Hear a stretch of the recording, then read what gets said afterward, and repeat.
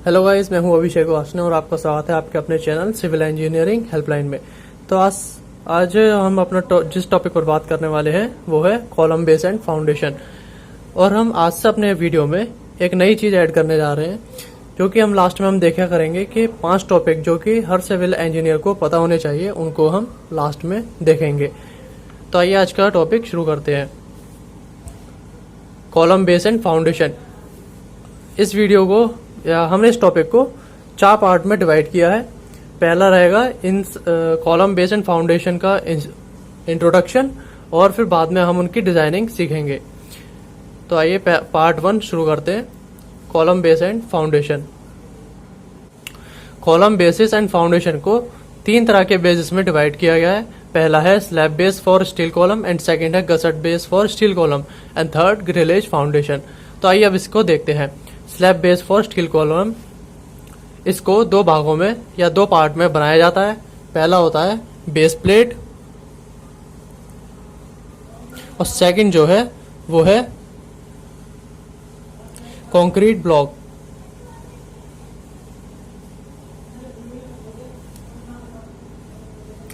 इसमें जो base plate होती है वो कॉलम का जो परिच्छेद होता है, यानी कि उसके जो सरफेस होता है, इसकी डिजाइन जिस तरह की होती है उसके ऊपर डिपेंड करता है। जैसा कि इस डायग्राम में आप देख सकते हैं कि ये जो कॉलम है, जो थोड़ा मैं यहाँ पे लेटरली दिखाया गया है, इसके बेस में जो इसकी डिजाइन है इसके अकॉर्डिंग इसकी शेप डिपेंड करती है। यदि ये कॉलम हमारा सर्कुलर होता है तो इसकी शेप भी हमें सर्कुलर रखनी पड़ेगी। स्क्वायर और रेक्टेंगुलर की कंडीशन में ये स्क्वायर या रेक्टेंगुलर हो सकती है। तो अब देखते हैं स्टील प्लेट, ये जो होती है या बेस प्लेट जो हम यहाँ पर यूज करेंगे, उसका मतलब प्रॉपर उसका जो उसकी रिजिडिटी होनी चाहिए। अगर वो रिजिड नहीं होगी तो उस कंडीशन में क्या होगा कि जब कॉलम का लोड जब उसके ऊपर आएगा तो वो डिफ्लेक्ट हो जाएगी, उसमें डिफ्लेक्शन आ जाएगा। इसलिए उसका प्रॉपर रिजिड होना बहुत जरूरी है, यानी कि उसका दृढ़ होना बहुत जरूरी है। और क्या होता है कि ये जो कॉलम है हमारा, कॉलम की जो निचली सरफेस होती है, ये इसकी जो तली होती है, इसकी मिलिंग कर ली जाती है। मिलिंग एक प्रोसेस है जिसके अंदर क्या ये किया जाता है कि उसकी जो सरफेस होती है उसको स्मूथ कर लेते हैं। अगर ये थोड़ा सा ऊबड़ खाबड़ है तो उसको एक प्लेन में ले आया जाएगा इसकी। और जो हमारी ये बेस प्लेट है, इसकी ऊपरी सतह की मिलिंग प्रोसेस कर ली जाती है। इससे क्या होता है कि जब इन दोनों का कॉन्टेक्ट होता है, ये इसके ऊपर जब आती है, तब उस कंडीशन में इनके बीच में जो कांटेक्ट होता है वो क्लियर रहता है। इसका लोड प्रॉपर इस बेस प्लेट के ऊपर आ पाता है। इसके बाद अब हमारी आ जाती है इसकी डिजाइनिंग, यानी कि बेस प्लेट की डिजाइनिंग, एंड फिर उसके बाद होता है ये जो हमारा कंक्रीट ब्लॉक है, इसकी डिजाइनिंग होती है। फिर इस जो हमारी डिजाइनिंग है इसको हम नेक्स्ट वीडियो में देखेंगे, जो पार्ट 2 होगा हमारा, उसमें देखेंगे। अब हम देखते हैं जो हमारे सेकंड है gusset base for steel column. अब इसके बारे में हम थोड़ा सा जानते हैं। गसट बेस फॉर स्टील कॉलम, हम गसट बेस का यूज कब करते हैं? गसट बेस का यूज हम जब करते हैं जब या तो कॉलम के ऊपर सामान्य से अधिक भार आ रहा हो, उस कंडीशन में गसट बेस का यूज किया जाएगा। या फिर जो सरफेस होती है, जो अभी हमने मिलिंग प्रोसेस हमने देखा था, वो जो मिलिंग प्रोसेस इन दोनों की नहीं हो पाती है, उस कंडीशन में हमें गसट बेस देना पड़ता है। उसमें क्या होता है कि गसट प्लेट इसके साइड में लगा दी जाती है फ्लैंज के साथ, और फिर उसके साथ में हम फ्लैंज एंगल को ऐड कर देते हैं।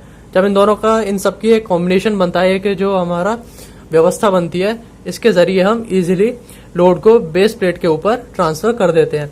तो उससे आने वाला जो वेट होता है इसके ऊपर इफेक्टिवली एक्ट करता है। अब इसी में हम थर्ड पॉइंट जो है हमारा बेंडिंग है। बेंडिंग के बारे में अब हम देखते हैं। जैसे कि अब हमारी एक गसट प्लेट है, इसके ऊपर जो हमारी बेंडिंग होगी वो सिर्फ इसी गसट प्लेट की परपेंडिकुलर डायरेक्शन में होगी।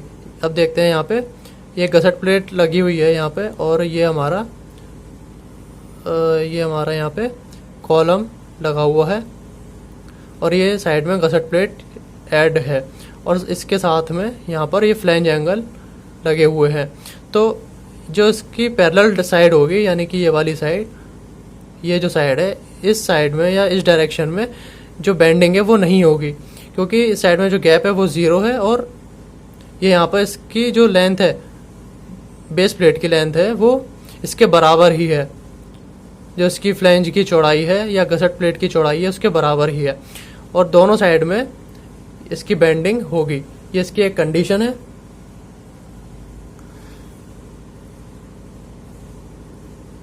इसकी जो डिजाइनिंग है वो हम पार्ट 3 में अब देखेंगे और फिर जानेंगे इसको किस तरह से डिजाइन किया जाता है और इसके लोड के बारे में फिर हम उसमें जानेंगे। और अब देखते हैं अब हम ग्रिलेज फाउंडेशन, ये जो हमारा थर्ड इसका जो पार्ट है कॉलम एंड बेस फाउंडेशन का, इसको अब देखते हैं। अब जो ग्रिलेज फाउंडेशन है हमारी, इसका यूज कब कब किया जाता है। इसका यूज सबसे पहले जो कंडीशंस होती हैं उनके बारे में जानते हैं।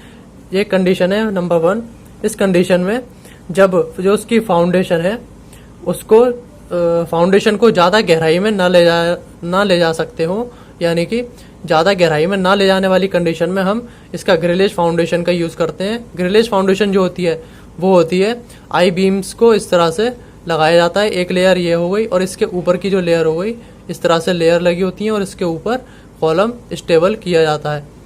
तो इसका जो लोड होता है वो इजीली ये सरफेस पर नीचे की सबसॉइल होती है उस पर उतार देती है, ट्रांसफर कर देती है।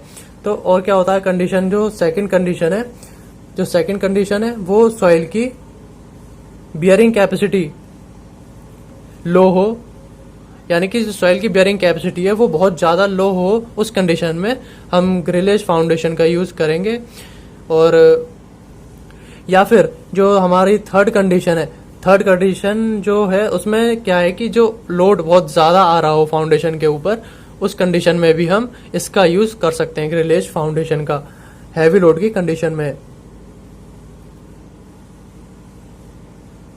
और फर्स्ट जो था हमारा वो थी ज्यादा डेप्थ।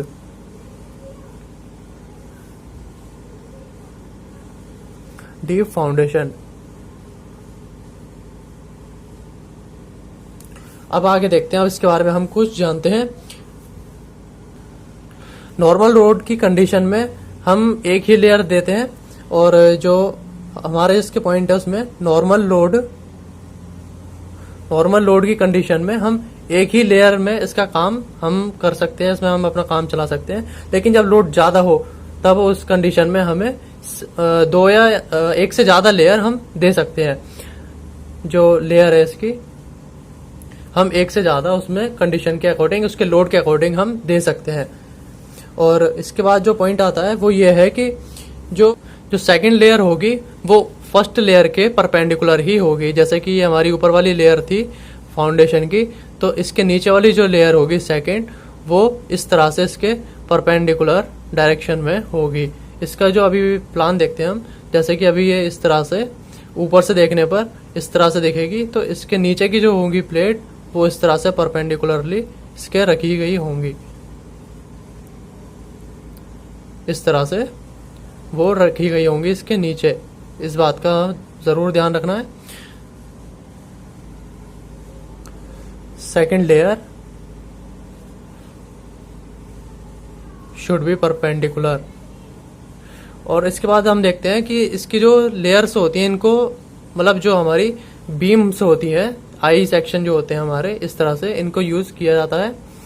और इनको इनकी फिक्स पोजीशन में स्टेबल रखने के लिए इनके बीच में पाइप के बने हुए सेपरेटर्स का यूज किया जाता है। जो पाइप के बने हुए सेपरेटर्स होते हैं इनका यूज किया जाता है ताकि इनको इनकी फिक्स पोजीशन में बना के रखा जा सके। और क्या करते हैं कि हम इनके ऊपर से इनके बीच में कंक्रीट को भर देते हैं ताकि इनको इनकी पोजीशन में भी रोका जा सके। और क्या होता है कि इससे जंग लगने का खतरा जो होता है वो खत्म हो जाता है, ताकि इसमें जंग भी नहीं लगती है और इसकी स्ट्रेंथ जो होती है वो भी बढ़ जाती है। जैसा कि आरसीसी के कॉलम्स वगैरह होते हैं उनमें भी स्टील दी जाती है ताकि उनकी स्ट्रेंथ या जो तन्यता जो होती है टेंशन में, उसकी स्ट्रेंथ बढ़ जाती है। इसी तरह से इसकी भी स्ट्रेंथ बढ़ जाती है।